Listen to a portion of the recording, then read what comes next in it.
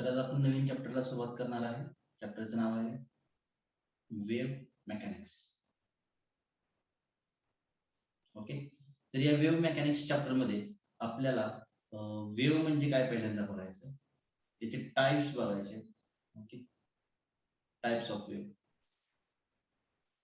आणि या टाइप मध्ये दोन महत्वाचे टाइप आहेत, प्रोग्रेसिव्ह वेव्ह आणि स्टेशनरी वेव्ह. तर त्या प्रोग्रेसिव्ह वेव्हचे पुन्हा टाइप पडतात आणि स्टेशनरी वेव्हचे पुन्हा जे टाइप पडतात. त्या स्टेशनरी वेव्ह वरती आपल्याला एक वेगळा चॅप्टर बघायचा आहे. ओके, तर जेवढे वेव्हचे प्रकार पडतात त्याचे अर्थ काय आहेत आणि ते कसे वर्क करतात ते सगळं आपल्याला या चॅप्टर्स मध्ये बघायचं आहे. ठीक आहे, तर सुरुवात बघूया. वेव्ह म्हणजे काय. वेव्ह म्हणजे एक ऑसिलेटरी डिस्टर्बन्स आहे. Oscillatory disturbance. Okay, in a medium. मग ते कुठलंही मीडियम असेल. एखादा मीडियम शांत आहे आणि तुम्ही तिथं काय केलं, काहीतरी डिस्टर्बन्स क्रिएट केला, तर तो डिस्टर्बन्स हा काय होतो, ऍज अ एनर्जी म्हणून कॅरी होतो आणि त्या flow of energy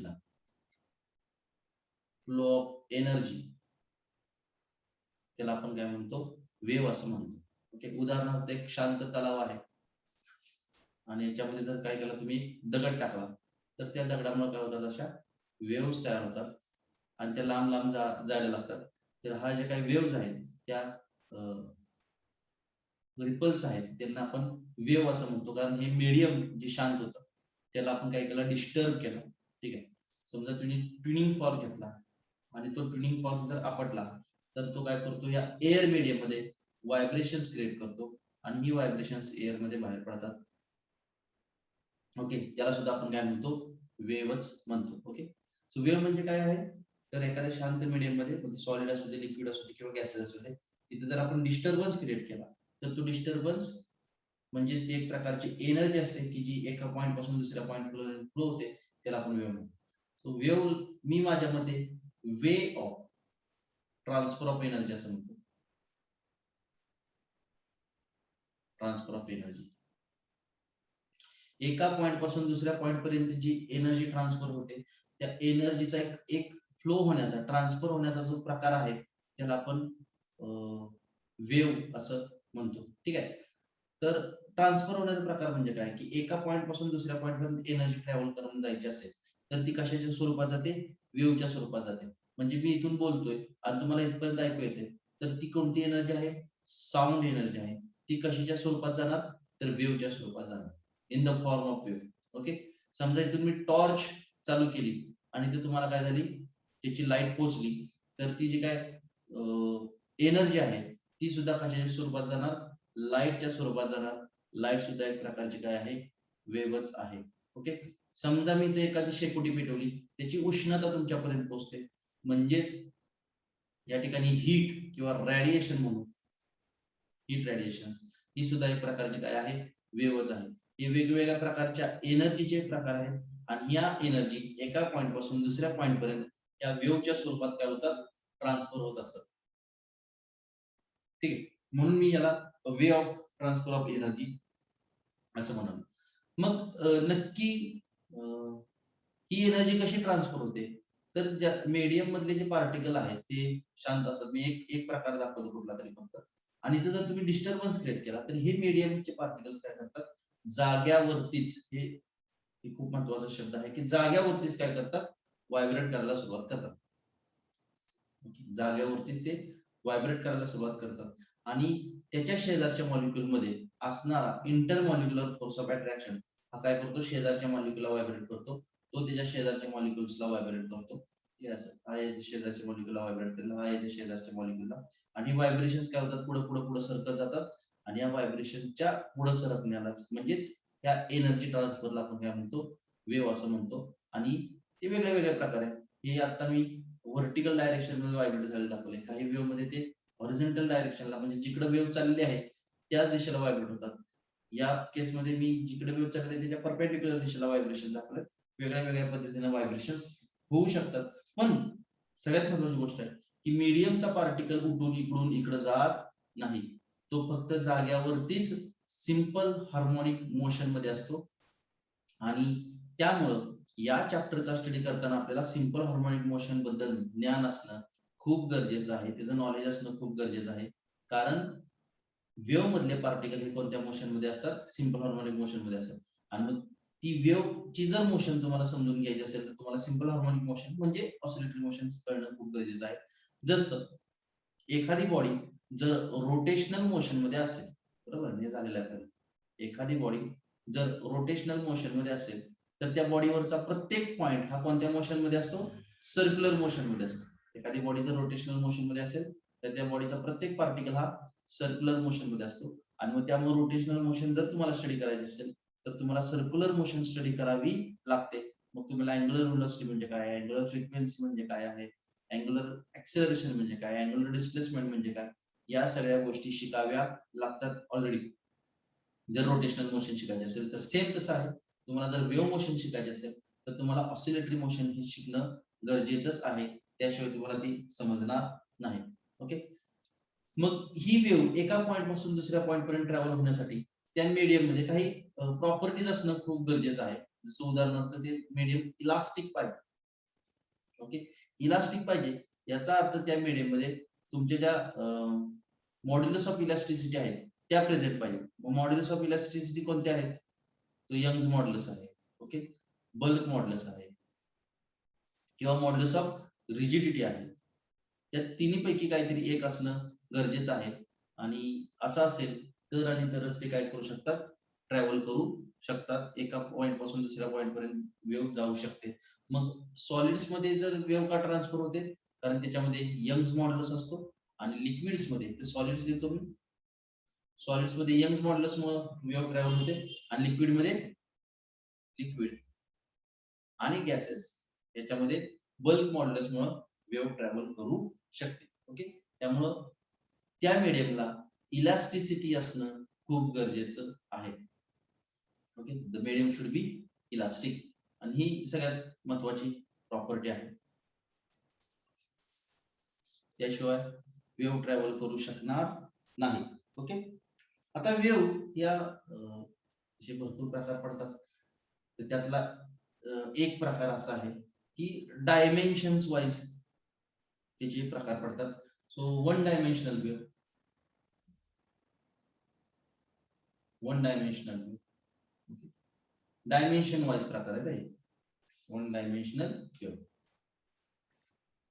one dimensional wave म्हणजे काय, तर एकाच दिशेला ट्रॅव्हल करणारी वेव्ह, एकाच दिशेला, म्हणजे समजा इथे क्रिएट झाली तर ती अशी इकडे निघून गेली एकाच दिशेला, तर त्याला आपण काय म्हणणार आहे, वन डायमेन्शनल वेव्ह. याचा आपल्याला स्टडी करायचा, इक्वेशन्स वगैरे बनवायचे त्याच्यासाठी. So this is the one dimensional wave. दुसरी आहे टू डायमेन्शनल वेव्ह.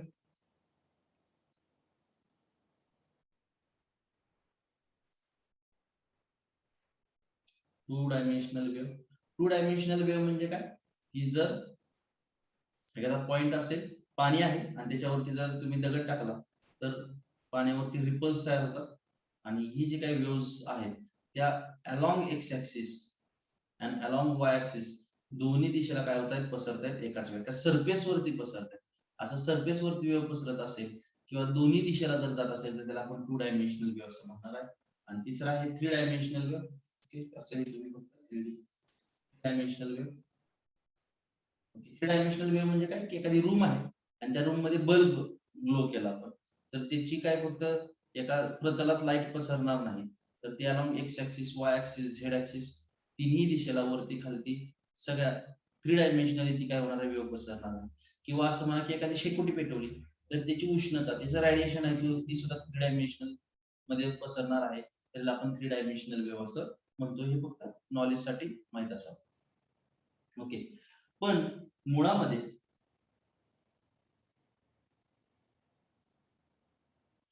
त्या प्रोपॅगेट कसा होतात, त्याच्या मीडियम कोणता आहे याच्यावरून वेव्हचे तीन प्रकार पडतात. एक पहिली मेकॅनिकल वेव्ह,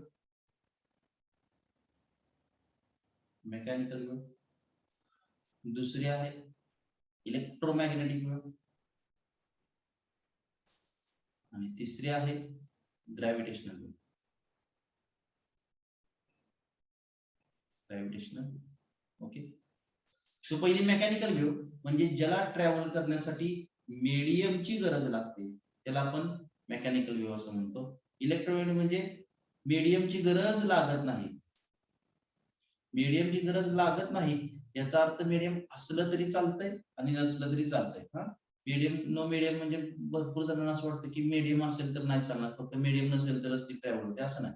मीडियम असलं काय आणि नसलं काय ती ट्रॅव्हल करू शकते, अशाला आपण इलेक्ट्रोमॅग्नेटिक वेव्ह म्हणतो. आणि तिसरी ग्रॅव्हिटी वेव्ह, जो आपला ग्रॅव्हिटेशनल फोर्स आहे तो या वेव्हच्या सहाय्यानं ऍक्ट होतो. की आता शोध लागलेला नवीन ग्रॅव्हिटेशनल वेव्हचा, त्याच्यावरती अजून सुद्धा रिसर्च चालू आहेत. न्यूटननं ग्रॅव्हिटेशनल वेव्ह आहेत असं सांगितलेलं होतं आणि त्याचा आता काही वर्षापूर्वीच शोध लागलेला आहे. त्यामुळे याच्याबद्दल आपल्याला आता काही माहित नाही किंवा सिलेबसला हे नाही, त्याचं फक्त नाव आहे किंवा ग्रॅव्हिटेशनल वेव्ह असतात.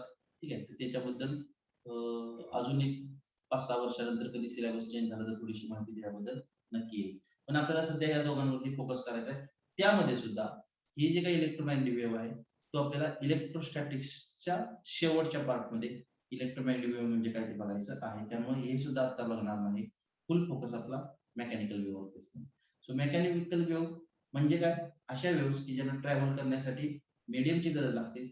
आणि अशा प्रकारच्या आपल्याकडे एकूण 2 वेव्ह आहेत. एक आहे ट्रान्सवर्स वेव्ह आणि दुसरी लॉन्जिट्युडिनल. लॉन्जिट्युडिनल त्याला लॉंगी काय काय म्हणतात, लॉन्जिट्युडिनल, मी लॉन्जिट्युडिनल म्हणतो. असे काय शब्द काय असला स्पेलिंग बरोबर लिहा म्हणजे झालं. ट्रान्सवर्स वेव्ह आणि लॉन्जिट्युडिनल वेव्ह.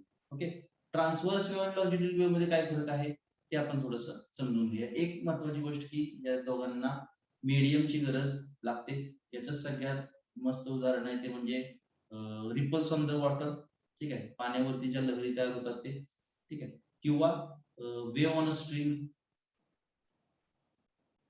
तुमचं गिटार असेल किंवा एक तार बांधलेली असेल आणि त्याच्यावरती जी वेव्ह तयार होते, किंवा दोरा बांधलेला आहे त्याचा एक टोक फिक्स केलं दुसऱ्या टोकाला जर ऑसिलेशन दिली तर त्याच्यावरती जी अशी वेव्ह ट्रॅव्हल होते ती ट्रान्सवर्स वेव्ह आहे.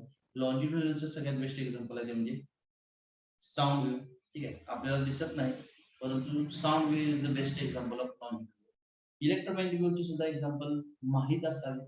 ठीक आहे, कोणती कोणती आहेत तर अगदी गॅमा रे पासून सगळ्या इलेक्ट्रोमॅग्नेटिक वेव्ह चालू होतात. गॅमा रे, एक्स रे, अल्ट्राव्हायोलेट, विजिबल वाली आपल्याला जी दिसते ती रेड पासून व्हायोलेट कलरची, त्यानंतर इन्फ्रारेड, ओके, मायक्रोवेव्ह आणि रेडिओ वेव्ह.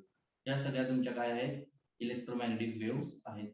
या दिसत नाहीत, फक्त आपल्याला एवढा पट्टा दिसतो कुठून कुठपर्यंत, रेड पासून व्हायोलेट पर्यंत. उलटे दाखवलं मी, व्हायोलेट दाखवलं पाहिजे. व्हायोलेट पासून रेड पर्यंत एवढा पट्टा दिसतो. बाकीच्या या इलेक्ट्रोमॅग्नेटिक वेव्ह आपल्याला दिसत नाहीत, आपले डोळे तेवढे कॅपेबल नाहीत. तर लॉन्जिट्युडिनल वेव्ह आणि ट्रान्सवर्स वेव्ह म्हणजे काय ते आपण बघूया. ओके, सो पहिला ट्रान्सवर्स डेफिनेशन सगळ्यांच्या पाठ असेल. If the propagation of wave, the direction of the propagation of wave is in the if the particles of the medium are vibrating in the direction perpendicular to the propagation of wave. म्हणजे हे medium चे particle आहेत आणि wave तुमची जर काय चालली असेल इकडच्या दिशेला चालली असेल, this is the direction of propagation of wave. ठीक आहे, त्याच्या परपेंडिक्युलर दिशेला जर पार्टिकल व्हायब्रेट करत असतील तर त्या वेव्हला आपण कसली वेव्ह म्हणतो, ट्रान्सवर्स वेव्ह असं म्हणतो, की जी दिसायला अशी दिसते. ओके, ही सगळ्यांनी बघितलेली आहे बहुधा, त्याला आपण ट्रान्सवर्स वेव्ह असं म्हणतात. याच्यामध्ये प्रॉपर्टीज भरपूर आहेत, परंतु त्या प्रॉपर्टीज शिकून घेण्यापूर्वी आपल्याला काही कन्सेप्ट समजून घेतल्या पाहिजेत. ते म्हणजे अँप्लिट्यूड म्हणजे काय, वेव्हलेंथ म्हणजे काय, फेज म्हणजे काय, व्हेलॉसिटी म्हणजे काय, पिरियड म्हणजे काय, फ्रिक्वेन्सी म्हणजे काय, त्या गोष्टी आपल्याला समजून घेतल्या पाहिजेत. बऱ्यापैकी तुम्हाला माहित आहे. ठीक आहे, त्यामुळे याच्या प्रॉपर्टीज मी काही सांगत नाही. आणि दुसरी लॉन्जिट्युडिनल वेव्ह. लॉन्जिट्युडिनल वेव्ह म्हणजे काय, जर हे मीडियमचे पार्टिकल आहेत आणि तुमची वेव्ह जर इकडे चालली असेल, this is the direction of propagation of wave, तर मीडियमचे पार्टिकल काय करतात, त्याच दिशेला व्हायब्रेट करतात. The particles of the medium are vibrating in the direction parallel to the propagation of wave. ठीक आहे, आपण ही फक्त एक लेअर दाखवली होती कारण ही व्हायब्रेशन्स आपल्याला जसे दाखवता येतात तसे इथे एक लेअर दाखवून व्हायब्रेशन दाखवता येत नाहीत. तेव्हा आपण काय करूया, एक 5-6 लेअर आहेत असं समजू हे, ओके. आणि त्यांची काही ठिकाणी गर्दी होते व्हायब्रेशन्समुळे, व्हायब्रेट करता करता ते काय करतात, काही ठिकाणी गर्दी करतात अशा पद्धतीनं. तर काही ठिकाणी एकमेकापासून असं लांब जातात, तर परत काही ठिकाणी गर्दी करतात, परत लांब राहतात, परत गर्दी करतात, आणि हे पोझिशन्स त्यांच्या चेंज होत राहतात. हे जे काही गर्दी झालेली आहे त्याला कॉम्प्रेशन असं म्हणतात. आणि ही जे काही सुट्टा सुट्टा भाग आहे, इथं आहे, इथं आहे, त्याला रॅरिफ्रॅक्शन असं म्हणतात. म्हणजे इथं एअर मीडियमचे पार्टिकल काय झाले, कॉम्प्रेस झालेले आहेत, त्यामुळे त्याला कॉम्प्रेशन म्हणतात. हा भाग असेल किंवा हा भाग असेल त्याला काय म्हणतात, रॅरिफ्रॅक्शन असं म्हणतात. मग एक लॉन्जिट्युडल वेव्ह, एक कॉम्प्रेशन आणि एक रॅरिफ्रॅक्शन बनून बनते. Okay, this is the compression, one compression and one rarefaction makes a longitudinal wave. एक लॉन्जिट्युडल वेव्ह ते तयार करतात. एका कॉम्प्रेशन पासून दुसऱ्या कॉम्प्रेशनचं जे अंतर आहे त्याला वेव्हलेंथ असं म्हटलं जातं, हे लक्षात ठेवा. आणि हे कॉम्प्रेशन आणि रॅरिफ्रॅक्शन काय अल्टरनेट आहे, ते स्वतःची पोझिशन सारखी वगैरे चेंज करत असतात, ते नंतर सांगतो. सेम इथं तसंच आहे की इथं particles up and down motion मध्ये आहेत, लॉन्जिट्युड ह्याच्या प्रोपॅगेशन ऑफ वेव्हला परपेंडिक्युलर दिशेला आहे. तर जे पार्टिकल वरती जातात, टॉप मोस्ट हाईटला पोहोचतात वरती जाऊन, त्या पोझिशनला आपण क्रस्ट असं म्हणतो. ओके, आणि काही पार्टिकल लोएस्ट पोझिशनला पोहोचतात, तेच पार्टिकल पुन्हा खाली लोएस्ट पोझिशनला पोहोचणार, जी लोएस्ट पोझिशन आहे त्याला आपण ट्रब असं म्हणतो. Okay, so this part is crust, this part is trough, आणि वन क्रस्ट आणि वन ट्रब मिळून आपली काय म्हणते, एक लॉन्जिट्युडल सॉरी ट्रान्सवर्स वेव्ह बनते. ठीक आहे, एक क्रस्ट आणि एक, तसं इथं एक कॉम्प्रेशन आणि एक रॅरिफ्रॅक्शन लॉन्जिट्युडल वेव्ह बनते, तशी एक क्रस्ट आणि एक ट्रब काय बनते, तर ट्रान्सफर वेव्ह बनते. आणि हेच आपलं रिपीट रिपीट रिपीट रिपीट परत होत जातं, की ही डबली पिरियडिक इन नेचर आहे. या वेव्हज कशा आहेत, डबली periodic in nature. Dabali periodic म्हणजे काय, की तुम्ही इथं उभा राहिलात आणि घड्याळ चालू केलं, तर समजा ही वेव्ह आली आणि एका सेकंदानंतर ही वेव्ह आली, म्हणजे हे क्रस्ट आला, एका सेकंदानंतर हा क्रस्ट आला, तर 100% लक्षात ठेवा की पुढच्या एका सेकंदानंतर हा क्रस्ट तिथं पोहोचेल, त्याच्या पुढच्या एका सेकंदानंतर हा क्रस्ट तिथं पोहोचेल, आणि सो ऑन. म्हणजे after equal interval of time तुम्हाला क्रस्ट भेटत भेटत जाणार.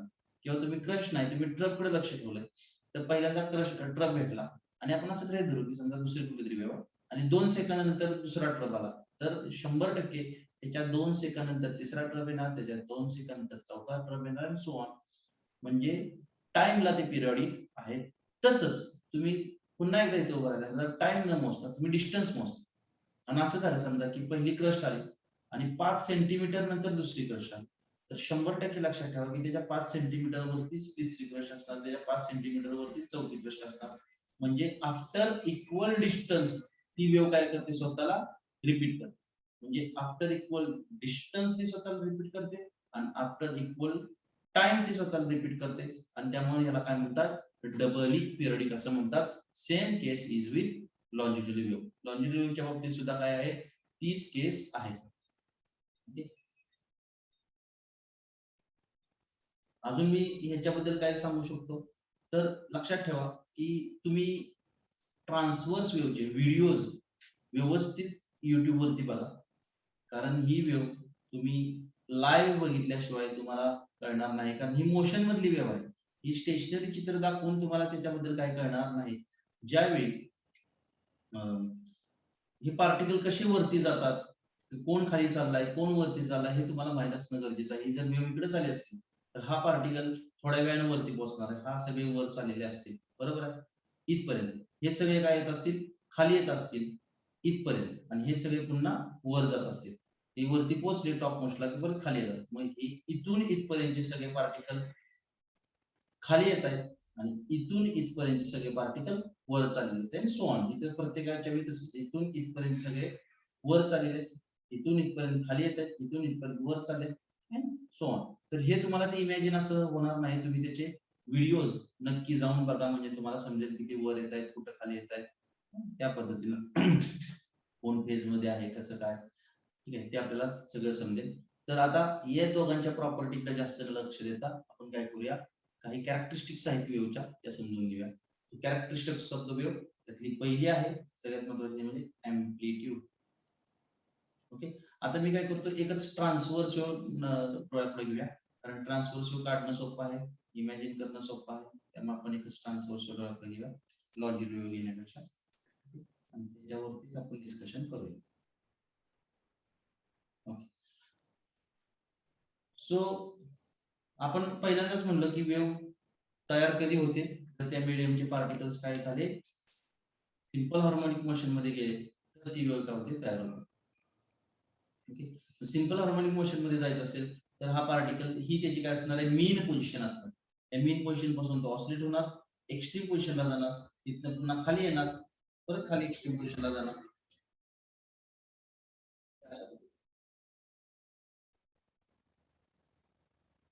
ओके, सो तो वरती जाईल, एक्स्ट्रीम पोझिशनला पोहोचेल, परत खाली येईल, परत इकडे एक्स्ट्रीम पोझिशनला पोहोचेल, परत इथं जाईल. मग जे तुम्ही ऑसिलेशन टॉपिक मध्ये शिकलेला आहात ते थोडंसं इथे लागू करा. काय लागू करणार, की मीन पोझिशन पासून इकडे जाताना त्याची व्हेलॉसिटी कमी कमी कमी होत जाणार, टॉप मोस्ट पोझिशनला त्याची व्हेलॉसिटी 0 असणार त्या पार्टिकलची, तो पार्टिकल पुन्हा काय येणार, खाली येणार. खाली येताना मीन इक्विलिब्रियम पोझिशनला त्याची व्हेलॉसिटी मॅक्झिमम असणार, तो पुन्हा खाली येणार, खाली येत त्याची व्हेलॉसिटी कमी कमी कमी कमी कमी होत जाणार, लोएस्ट पोझिशनला त्याची व्हेलॉसिटी पुन्हा 0 होणार आणि तो पुन्हा वर जाणार. हे एवढ्या टप्प्यासाठी तुम्ही थोडासा ऑसिलेशन टॉपिक रिवाइज करा मनातल्या मनात, आणि तुम्हाला समजेल की या पार्टिकलचे ऑसिलेशन कसे चाललेले आहे, आणि त्याच पद्धतीने प्रत्येक पार्टिकलचे ऑसिलेशन चाललेले असते, बरोबर. आणि तिथं जो अँप्लिट्यूड आपण कन्सिडर केलाय ऑसिलेशन टॉपिक मध्ये, इथंही तोच अँप्लिट्यूड आहे की मीन पोझिशन पासून मॅक्झिमम पार्टिकलची डिस्प्लेसमेंट किती झाली त्याला काय म्हणतात, अँप्लिट्यूड असं म्हणतात. The maximum displacement of the particle from its mean position is called as amplitude. Okay, त्यानंतर दुसरा आहे वेव्हलेंथ, एकच शब्द आहे वेव्हलेंथ. ओके, लॅम्बडा ने डिनोट करतो आपण, अँप्लिट्यूडला या चॅप्टर मध्ये कदाचित स्मॉल ने डिनोट केलं जाईल, आपण कॅपिटल ए वापरणार नाही आता. ठीक आहे, आता वेव्हलेंथ म्हणजे काय, तर ऍक्च्युअल सोपी डेफिनेशन जर म्हणायला गेलं तर सोपी डेफिनेशन आहे की दोन क्रस्ट मधलं अंतर आहे त्याला वेव्हलेंथ म्हटलं जातं, किंवा दोन ट्रक मधलं अंतर आहे त्याला वेव्हलेंथ म्हटलं जातं.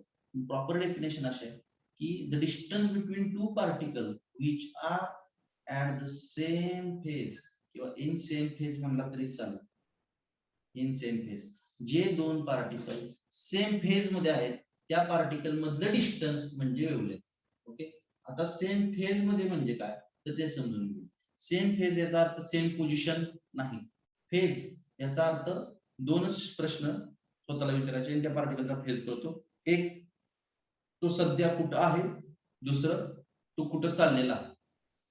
उदाहरणार्थ सिंपल पेंडुलमचं जर उदाहरण आपण घेतलं, ओके, हे सिंपल पेंडुलमचं जर उदाहरण घेतलं तर इथला पार्टिकल आपल्याला फिक्स माहिती आहे की तो इकडे चालला, बरोबर आहे. इथला पार्टिकल आपल्याला फिक्स माहिती आहे की तो इकडे चालला, ठीक आहे. मग इथं आहे म्हणजे आपण कुठे म्हणणार की एक्स्ट्रीम पोझिशनला आहे आणि तो इकडे चाललाय, फिक्स माहिती. इथं जर एक्स्ट्रीम पोझिशनला आहे म्हणून चाललं सांगितलं तर आपल्याला फिक्स माहिती की इथं चाललं. परंतु जर मी म्हणलं की तो पार्टिकल कुठं आहे, मीन पोझिशनला आहे, मग कुठं आहे हे सांगून त्याची सगळी माहिती आपल्याला मिळत नाही, कारण मीन पोझिशनला आहे, मग तो इकडे चाललाय का इकडे चाललाय हे आपल्याला माहित नाही. ओके, मग टोटल माहिती दिली, टोटल माहिती म्हणजे काय, तो कुठं आहे आणि कुठं चाललाय या दोघांचं कॉम्बिनेशन म्हणजे त्याची फेज.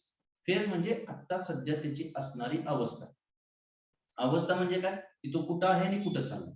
ठीक आहे, मग समजा हा पार्टिकल इथं आहे आणि तो जर इकडे चालला असेल आणि दुसरा कुठला तरी पार्टिकल आपण गृहीत धरला की तोही इथं आहे आणि तोही इकडे चालला असेल तर आपण म्हणणार की दोघं काय आहेत, सेम फेज मध्ये आहे, नाही तर नाही.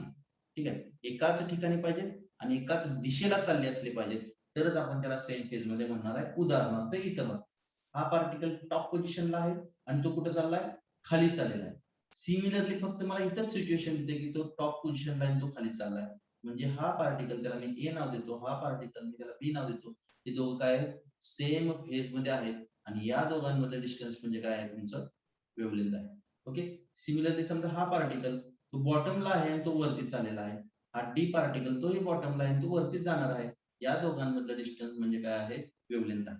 ठीक आहे, म्हणजे उदाहरणार्थ समजा हा पार्टिकल हा कुठं आहे इक्विलिब्रियम पोझिशनला, पण हा पार्टिकल कुठं आहे हाही इक्विलिब्रियम पोझिशनला आहे. ह्या दोघांमधलं डिस्टन्स म्हणजे वेव्हलेंथ आहे का नाही. मी तुम्हाला सांगितलं की फक्त कुठं आहे ते बघू नका, तो कुठं चाललेला आहे ते सुद्धा महत्वाचं आहे. आता उदाहरणार्थ हा इथं आहे तो खाली चाललेला आहे. ओके, हा इथं आहे पण तो वरती चाललेला आहे, याचा अर्थ दोघं एका सेम फेज मध्ये नाहीत. तो जर मी इथला पार्टिकल बघितला, ठीक आहे, त्याला पी क्यू आर नाव देऊया, तर पी आणि क्यू हे दोघं सेम फेज मध्ये नाहीत, पण पी आणि आर, हा आर कुठं चाललाय खाली चाललाय, सो पी आणि आर हे दोघं कसे आहेत सेम फेज मध्ये आहेत. आणि सेम फेज मध्ये असल्यामुळं या दोघांमधलं डिस्टन्स आहे त्याला आपण काय म्हणणार आहे वेव्हलेंथ असं म्हणणार आहे. तर लक्षात ठेवा की the distance between the particles which are at the same phase किंवा in the same phase is called as a wavelength. ठीक आहे, हे माहित असणं खूप गरजेचं आहे. त्यामुळे आपले फेज ही सुद्धा कन्सेप्ट थोडीफार क्लिअर झाली की फेज म्हणजे काय. आता फेजच शब्द घेतलाय तर तीच थोडीशी कंटिन्यू करूया आणि आपल्याला बऱ्यापैकी माहिती फेज बद्दलची या ठिकाणी समजून जाईल. ठीक आहे, लॅम्बडा लॅम्बडा आणि रेषा मारल्या तिला नव्हतं जोडायचं.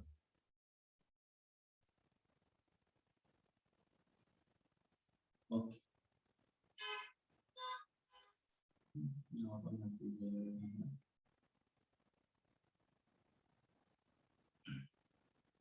ओके.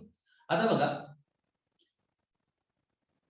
तुम्ही जर ऑसिलेशनचा विचार केला, एक ऑसिलेशन इथून वर खाली वरून खाली आला, बॉटमला पोहोचला आणि परत वर गेला, तर ही पोझिशन पार्टिकलची या पार्टिकलची सिच्युएशन सेम आहे. इथून इथपर्यंत जाईपर्यंत तो काय करतोय एक ऑसिलेशन पूर्ण करतो. ठीक आहे, म्हणजे मी इथं समजा उभा राहिलो तर हा पार्टिकल खाली जाऊन वर येतोय, म्हणजे काय होतंय तर हा आता हा क्रस्ट आहे तर तोपर्यंत हा क्रस्ट तिथं पोहोचलेला असतो, याचा अर्थ हा क्रस्ट तिथं पोहोचतोय म्हणून तो पार्टिकल खालून वर येतोय. ठीक आहे, मग तोपर्यंत या पार्टिकलनं काय केलेलं असतं एक ऑसिलेशन पूर्ण केलेलं असतं. मग एक ऑसिलेशन जर पूर्ण करत असेल तर ऑसिलेशन टॉपिक मध्ये बघितलं तुम्ही की एक ऑसिलेशन पूर्ण करत असेल तर पार्टिकल कुठल्या काय करतो त्याचा फुट परपेंडिक्युलर UCM चा फुट परपेंडिक्युलर हा याच्यामध्ये असतो आणि त्यानुसार आपण समजून घेतलंय की अँग्युलर फ्रिक्वेन्सी म्हणा किंवा अँग्युलर व्हेलॉसिटी म्हणा. ठीक आहे, तो काय करतोय बरोबर एक राऊंड कंप्लीट करतोय, म्हणजे 2 पाय रॅडियन इतका काय करतोय फेज तो कंप्लीट करतो. ठीक आहे, फेज आपण रॅडियन मध्ये मोजतो, म्हणजे हा पॉइंट आणि हा पॉइंट याच्यामध्ये एका वेव्हलेंथचा अंतर आहे. ठीक आहे, वेव्हलेंथ त्याला आपण पाथ असं म्हणतो. ठीक आहे, मग हा पॉइंट आणि हा पॉइंट याच्यामध्ये पाथ डिफरन्स हा कितीचा आहे तर लॅम्बडा इतका पाथ डिफरन्स. पण जर आपण फेज डिफरन्सचा विचार करायला गेला तर फेज डिफरन्स किती आहे याच्यामध्ये 2 पायचा फेज डिफरन्स आहे. मग हे लक्षात ठेवायचं की पाय इतका पाथ डिफरन्स म्हणजेच 2 पाय इतका फेज डिफरन्स. मग समजा मी अर्धीच वेव्ह घेतली, एवढीच वेव्ह घेतली, तर ह्या दोघांमध्ये पाथ डिफरन्स कितीचा आहे अर्ध्या वेव्हचा. अर्ध्या वेव्हचा म्हणजे लॅम्बडा बाय 2 इतका पाथ डिफरन्स, म्हणजे फेज डिफरन्स याचे निम्मा म्हणजे पाय इतका फेज डिफरन्स. त्याच्यापेक्षा अर्धी वेव्ह घेतली, एवढीच वेव्ह घेतली. ठीक आहे, तर ह्या दोघांमध्ये आपल्याला माहिती आहे की लॅम्बडा बाय 4 इतका काय आहे तुमचा पाथ डिफरन्स आहे. तर फेज डिफरन्स या दोघांमध्ये याला पुन्हा डिवाइड बाय 2 करा म्हणजे पाय बाय 2 इतका फेज डिफरन्स आहे. तुम्हाला हे सांगता आलं पाहिजे की हे 2 पॉइंट पाय बाय 2, हे 2 पॉइंट पाय आणि हे 2 पॉइंट म्हणजे 2 पायचा फेज डिफरन्स.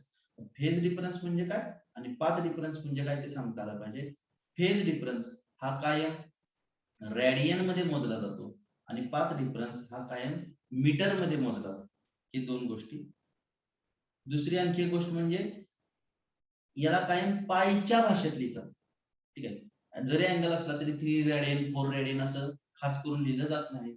वेव्हच्या भाषेत वेव्हच्या संदर्भात जर आपण बोलत असेल तर फेज डिफरन्स काय 2 pi radian, pi by 2 radian, 3 pi by 2 radian, pi radian अशा भाषेत बोलला जातो.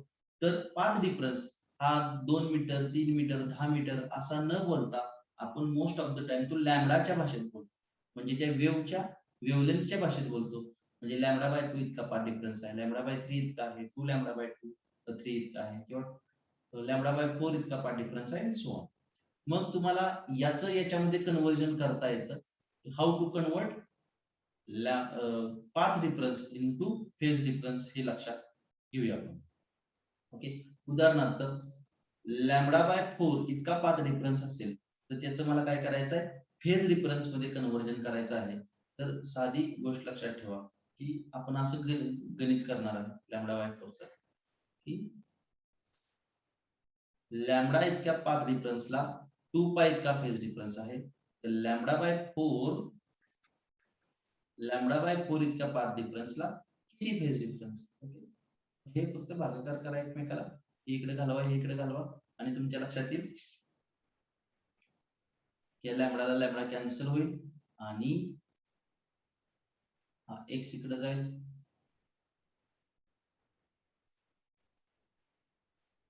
Lambda x is equal to lambda by 4 into 2 pi.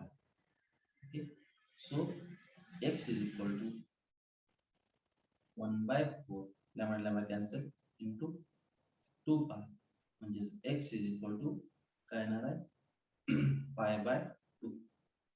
Okay, इथे दाखवलं आपण लॅमडा बाय 4 म्हणजे किती येते, पाय बाय 2 येते. हे मॅथमॅटिकली झालं. पण तुम्हाला जर कन्व्हर्जन फॅक्टर नुसार काढायचं असेल तर काय करायचं, एक ट्रिक आहे. लॅमडा बाय 4चं तुम्हाला पाथ डिफरन्स मध्ये फेज डिफरन्स मध्ये कन्व्हर्जन करायचं तर लक्षात ठेवायचं एक साधी गोष्ट की फेज असा शब्द आहे, याचा अर्थ त्याच्यामध्ये पाय आला पाहिजे. बरोबर, फेज आहे म्हणजे पाय आला पाहिजे आणि त्याच्यात लॅमडा नको आहे. मग काय करायचं, लॅमडा नको आहे म्हणून लॅमडानं काय करायचं, डिवाइड करायचं आणि पाय पाहिजे म्हणून 2 पायनं काय करायचं, मल्टिप्लाय करायचं. 2 पाय बाय लॅमडानं तुम्ही त्याला काय करा, मल्टिप्लाय करा आणि तुमचा पाथ डिफरन्स हा फेज डिफरन्स मध्ये कन्वर्ट होईल. बघा, लॅमडाला लॅमडा कॅन्सल होईल आणि हे बेग के बेदुनी 4 म्हणजे उत्तर तुमचं काय आलं, पाय बाय 2 उत्तर आलं. काय केलं मी, लक्षात कसं ठेवलं बघा की मला पाथ डिफरन्सचं फेज डिफरन्स मध्ये कन्वर्ट करायचं. मग फेज आहे, फेज मध्ये कन्व्हर्जन करायचं आहे म्हणून जे आपल्याला पाय पाहिजे आणि लॅमडा नको आहे म्हणून खाली लॅमडा ठेवला आणि वरती पाय ठेवला. ठीक आहे, आणि 2 पाय ठेवलं बरोबर, लॅमडा लॅमडा कॅन्सल होते, उत्तर आपलं पाय मध्ये येतंय. ओके, सेम उलटी कन्सेप्ट आहे की तुम्हाला समजा 3 पाय बाय 2 याचं तुम्हाला कशामध्ये कन्व्हर्जन करायचं, पाथ डिफरन्स. आता 3 पाय बाय 2 म्हणजे कशामध्ये आहे, फेज मध्ये आहे. बरं, फेज डिफरन्स आहे, त्याला पाथ डिफरन्स मध्ये जर कन्वर्ट करायचं असेल तर काय करा तुम्ही, आता पाथ मध्ये करायचं याचा अर्थ तुम्हाला लॅमडा पाहिजे, जे पाहिजे त्याला अंशात ठेवायचं आणि जे नको आहे ते कॅन्सल झालं पाहिजे. ते कॅन्सल झालं पाहिजे म्हणून त्याला पुढे ठेवायचं, छेदात ठेवायचं. ठीक आहे, 2 पाय जर छेदात ठेवला तर ह्या पायला पाय कॅन्सल होतो म्हणजे पाय निघून जाईल त्यातनं आणि आपल्याला लॅमडाच्या भाषेत उत्तर मिळेल आणि तुम्हाला उत्तर मिळेल हे 3 बाय 4 लॅमडा किंवा 3 लॅमडा बाय 4 हे तुमचं उत्तर झालं. ठीक आहे, तर अशा पद्धतीने तुम्हाला काय करता आलं पाहिजे, कन्व्हर्जन करता आलं पाहिजे. सांगितलेली ट्रिक लक्षात ठेवा, मोस्ट ऑफ द टाइम उपयोगी पडते. मोस्ट ऑफ द टाइम उपयोगी पडते असं का म्हणतो मी, कारण जर पाथ डिफरन्स तुम्हाला लॅमडाच्या भाषेत दिलेला नसेल तर तुमच्या लक्षात येणार नाही की लॅमडाला लॅमडा कॅन्सल करायचं. तुम्हाला जर असं दिलं की 2 मीटरचा पाथ डिफरन्स आहे त्याचा फेज डिफरन्स मध्ये कन्व्हर्जन करा, तर मग तुम्हाला हे लक्षातच ठेवलं पाहिजे की 2 पाय बाय लॅमडाने त्याला डिवाइड करायचं आहे म्हणून. पण ह्या अशा केसेस मध्ये ट्रिक उपयोगी पडत नाही. परंतु मोस्ट ऑफ द टाइम मी तुम्हाला सांगितलं की पाथ डिफरन्स हा लॅमडाच्या भाषेत दिलेला असतो आणि त्यामुळे फेज डिफरन्स मध्ये कन्वर्ट करताना लॅमडा छेदात घ्या, लॅमडा लॅमडा कॅन्सल होऊन जाईल, उत्तर पाय मध्ये मिळेल. आणि most of the time phase difference हा पाय मध्ये दिलेला असतो. सो पाथ डिफरन्स मध्ये कन्वर्ट करताना 2 पाय छेदात ठेवा, पायला पाय कॅन्सल होईल आणि उत्तर तुमचं लॅमडाच्या भाषेत मिळेल. ओके, मीटर मध्ये. आणि ही ट्रिक तुम्हाला उपयोगी पडेल जर त्यांच्या डिझायर फॉर्मॅट मध्ये दिलेलं असलं तर. नाहीतर मग तुम्ही जर असं पाठ केलं तरी पण चालेल की पाथ डिफरन्सचं फेज डिफरन्स मध्ये करताना 2 पाय बाय लॅमडाने मल्टिप्लाय करायचं आहे आणि फेज डिफरन्सचं पाथ डिफरन्स मध्ये करताना पाय बाय 2 लॅमडाने मल्टिप्लाय करायचं आहे, असं लक्षात ठेवलं तरी चालेल.